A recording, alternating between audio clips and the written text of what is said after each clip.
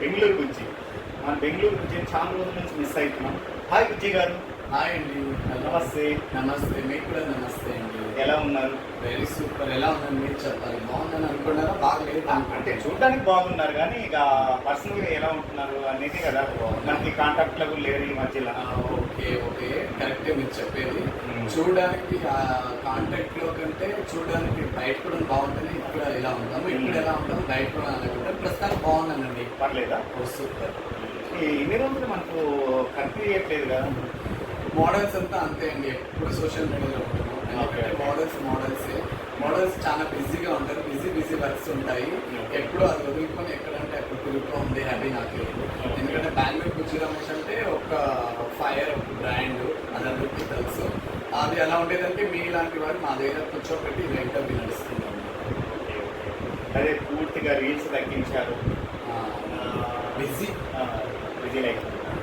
ఇప్పుడు అఘోరి గారు అన్నట్టుగా మీరు ఒకసారి అఘోరి గారు జైలుకి వెళ్ళినప్పుడు బాగా తిరిగి వీడియోని బ్యాక్ టు బ్యాక్ పెట్టారు కదా, ఇప్పుడు బయటకు వచ్చారు కదా, చూసారా? చూసాను. అఘోరిని చూస్తుంటే చాలా బాధ వేస్తుంది, సింపతి ఉంది. అప్పుడు నేను అఘోరి ఎలా, ఇప్పుడు ఉండేది ఎప్పుడు. ఇప్పుడు చిన్న అడుగులు వేసుకుంటే, బుల్లి అడుగులు వేసుకుంటే, మౌనంగా వస్తుంటే అలా ఫస్ట్ టైం నేను హార్ట్ఫుల్గా చెప్తాను, ఫీల్ అవుతుంది. ఎందుకంటే అఘోరిలా చూడాలి. మన సనాతన ధర్మం అంటే అఘోరి అంటే ఒక గాడ్, శివ పార్వతి లాగా. కానీ మన అఘోరి రెచ్చిపోయి ఏమేమో చేసుకొని ఆమె గుర్తులు ఏమంటారు, ఎవరు పోయి వాళ్ళే పడ్డారు. అఘోరి ఇది పెట్టుకుంటే వైబ్రేట్ వస్తుందండి. ఎంత యాక్టివ్ గా ఉంటుంది సోషల్ మీడియాలో. చూడు, అఘోరి అనగానే మన కంఠంలోనే అలా స్లాంగ్ లాగేస్తుంది అనమాట. Is wonderful fire Aghori. కొంచెం జాగ్రత్తగా మాట్లాడాలి అఘోరి. అవునండి, అఘోరి దానికి క్లియర్గా నేను మనసారా చెప్తున్నాను. నాకు ఇష్టమైన ప్రజలారా మీ మీద ఆనపెట్టి చెప్తున్నాను. ఈ మధ్య నాకు అఘోరి కల్లో వచ్చి చాలా డిస్టర్బ్ చేస్తుంది. ఎందుకంటే ఏదో తెలియని ఫీల్ నాకు అఘోరిని చూస్తుంటే. ఎందుకంటే లాస్ట్ టైం అఘోరిని గురించి మాట్లాడి చాలా కాంట్రవర్సీ చేశానంటే ఆమె సనాతన ధర్మాన్ని భ్రష్టు పట్టించింది. సో నేను అది నా కంటెంట్ నేను మాట్లాడాను తప్ప నా ఓన్గా ఏది అఘోరి మంచి పని చేసి నేనేదో బ్యాడ్గా చెప్పలేదు. సో అందుకే ఏమో అఘోరి ఈ మధ్య నాకు కళ్ళలో వచ్చేది, కళ్ళలో వచ్చి పడుకో ఉంటే ఇలా లేచేది, ఒకలాగా భయం వేస్తుంది. చాలా ఫీల్ అవుతున్నాను. నాకు భయం అవుతుంది అఘోరి ఈ మధ్య నాకు కళ్ళలో చాలా సీరియస్లీ అండి. నేను మనసు కొంచెం విచారము. అఘోరి ఈ మధ్య చాలా కళ్ళు వస్తుంది. ఏదో నాకు దానికి ఏమో నాకు తెలియదు. ఏదైనా ఈసారి అఘోరి కలిస్తే నేను పట్టు చీర, గాజులు, పసుపు, కుంకుమ, ఒక పుట్టింటి పట్టు చీర ఎలా వస్తుందో అలాంటి లాంఛనాలతో అఘోరికి ఇవ్వాలని నేను అనుకుంటున్నాను. దయచేసి మీరు అఘోరికి నాకు కాంటాక్ట్ చెప్తే నేను ఇప్పుడు రేపు వెళ్ళి ఇద్దాం అనుకుంటున్నాను. ఉన్నారు తెలంగాణలోనే. ఆమె కొన్ని రిజల్ట్ చూసాను, చాలా బాధ వేసింది. ఆ అఘోరి ఎక్కడ, ఈ అఘోరి ఎక్కడ, చాలా ఫీల్ అవుతున్నాను. నా కల్లోకి వచ్చి చెప్తుంది అఘోరి ఏదో ఆమె స్టాండ్లో చెప్తుంది. నాకు అర్థం అవుతలేదు, కొంచెం భయం వేస్తుంది. అన్నిటికీ శివ గాడ్ ఉంటాడు. నేను సనాతన ధర్మం గురించి చాలా పాటిస్తాను, కట్టుబాటులతో ఉంటాను. ఆ శివ అంటే నాకు చాలా ఇష్టము. శివ పార్వతినే ఒక సనాతన ధర్మం. అంటే మీరు చెల్లి అనుకుంటున్నారా, లవర్గా అనుకుంటున్నారా, భక్తితో అనుకుంటున్నారా? అంటే అఘోరి అంటే ఒక భక్తి అనుకోవాలి. మనం సనాతన ధర్మం కాపాడే ఒక నిజస్వరూపమే అఘోరి. అఘోరి కాశీ, అయోధ్య అక్కడ అన్ని చూస్తే మన మహారాష్ట్ర, ముంబై, కాశీలో, అక్కడంతా నాసిక్లో ఎక్కడెక్కడో అఘోరిని చూస్తే మనకి ఒక గాడ్ని చూసినట్టు ఉంటుంది. కానీ మన అఘోరిని అలాగే ఫస్ట్ అలాగే కనిపించింది. రాగానే మన అఘోరి డిస్కో శాంతి కంటే వెరైటీగా అయిపోయింది. సో అదనమాట. ఎందుకంటే డిస్కో శాంతి గారు అంటున్నారంటే వాళ్ళకి ఇచ్చి లేదు.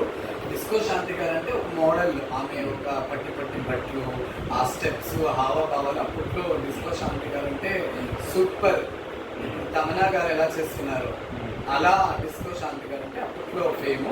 అలాగే మన అఘోరి కూడా అలా బిహేవ్ చేసింది డ్రెస్సింగ్స్తో.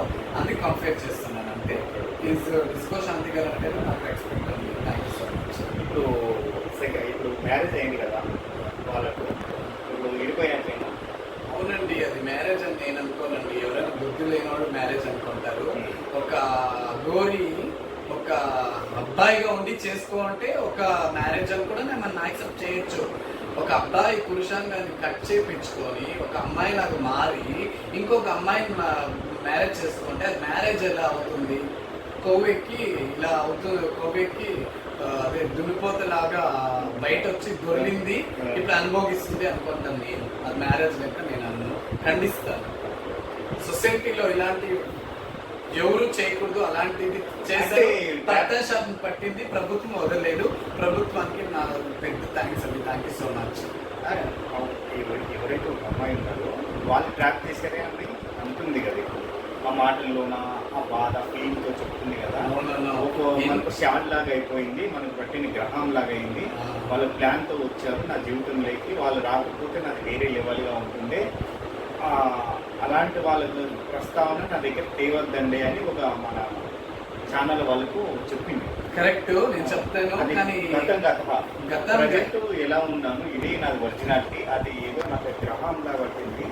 అప్పుడు గ్రహం ఏదో చంద్రగ్రహణము, సూర్యగ్రహణం అంటారు కదా, అలా నాకు పట్టేసింది. అది ఇడిపోయింది. ఇప్పుడు ప్రశాంతంగా ఉన్నాను. ఇప్పుడు ఎవ్వరికి నా ధర్మం నాది అని చెప్తుంది. సరే, మీరు చెప్పింది రైట్ ఉంది. అగోరి ప్రస్తుతానికి చేంజ్ అయ్యేదానికి ఖుషిని అందరికీ.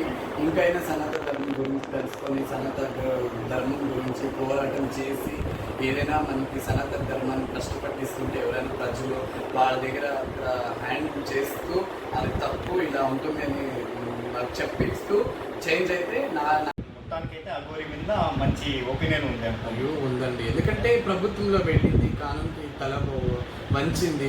ప్రభుత్వం చర్యలు తీసుకున్నప్పుడు మనము బ్యాడ్గా చెప్పుకోవడం తప్పు మంది. సో నేను అలా చెప్పను. ఎందుకంటే అవును ఒక నిమిషం నేను కూడా ఒక ఎడ్యుకేట్స్ ఒక కానూన్ అనేది ఒక ప్రభుత్వమే ఆమె చర్యలు తీసుకోవాలంటే మనం బ్యాడ్గా మనం చెప్పకూడదు. అది ఎంతవరకు రైట్ చెప్పకూడదు. అలా చెప్పుని కూడా నేను గుడ్ ఉన్నప్పుడు గుడ్ ఉంటుంది, బ్యాడ్ ఉన్నప్పుడు బ్యాడ్ ఉంటుంది. అది నేను చెప్పని ప్రజలు చెప్తారు. సో నేను కూడా ప్రజాప్రభుత్వంలో ఒక వ్యక్తి అయిన దానికోసం నేను చెప్తాను. మొత్తానికైతే మంచి ఒపీనియన్ ఉంది, మంచి మార్గంలో ఉన్నారు. ప్రస్తుతానికి ఏదైనా కలిసే మార్గాలు అయితే ఉన్నాయి. కలిసేది ఏం నెసిటీ లేదు నాకు. నేను చాలా బిజీ ఉంటాను. మంచి పనులు చేస్తే ఫస్ట్ గా నేనే కలిసి కంగ్రాచులేషన్స్ అఘోరి గారు అని మంచి పుట్టినింటి పట్ల చీర ఎలా వస్తుందో మంచి లాంఛనాలతో అలా మంచి మంచి గాజులు గెజ్జెలు ఒకసారి పూలు పలహారాలను తీసుకుంటూ అఘోరికి ఇద్దామని నాకు కోరిక ఉండిపోయింది. ఆ కోరిక మీ ఛానల్ తరఫున నాకు నెరవేరాలని వేడుకుంటాను. అలాగే అలా వేడుకున్నానంటే అఘోరి ప్యూర్గా సనాతన ధర్మం కాపాడే వ్యక్తిగా మారాలి. ఇప్పుడు ఏదో అలా లైట్గా ఉంది అంటే నేను నమ్మను. ఎందుకంటే అఘోరి బ్రెయిన్ చాలా స్పీడ్ మనకు కూడా లేదు, మీకు కూడా లేదు. అంత స్పీడ్ అలా ఉంది అంటే ఏదో ముందు చూద్దాం. వేకెన్సీ వాచ్ మీ ఇంటర్వ్యూ. ఓకే వినాయక చవితిలో కూడా డాన్స్ వేసింది, స్టెప్పులు ఎలా వేసింది చూసావా? అయ్యో లేదండి, అదే చెప్తున్నాను. అఘోరి ఒక మౌన వ్రతం పాటించాలి. ఒక డాన్స్ అంటే ఒక ఎగ్జాక్ట్మెంట్ అంటే ఒక దేవుడి ముందర ఎలా నాట్యం ఆడాలి అలా ఆడేసింది. అలా అఘోరీలు ఎవరు ఆర్డర్ అండి. అవన్నీ సిస్టమ్ చేంజ్ చేసుకోవాలి. నో సారీ, అఘోరీలు ధ్యానంలో ఉంటారు.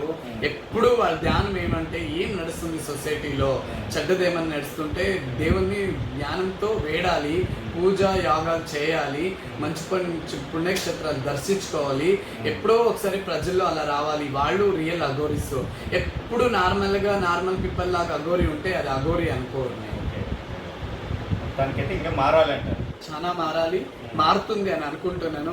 దయచేసి నాకు చాలా కల్లో వస్తున్నారు అఘోరి గారు. రియల్గా చెప్తున్నాను, నేను ఏది తప్పు చేసేలేదు. దయచేసి నీతో ఏమైనా వైవికంగా నేనేమైనా అంటే క్షమించు అఘోరి. ఎందుకంటే నేనేమి అనలేదు, మీరు చేశారు, నేను అది మాట్లాడాను అంతవరకునే. మీకు నాకేమీ ద్వేషం లేదు. దయచేసి నా కల్లో వచ్చేది కొంచెం ఆగాలి అని ఆ శివుని ధ్యానిస్తాను. మీరు కూడా ధ్యానించండి. ఓకే మొత్తానికి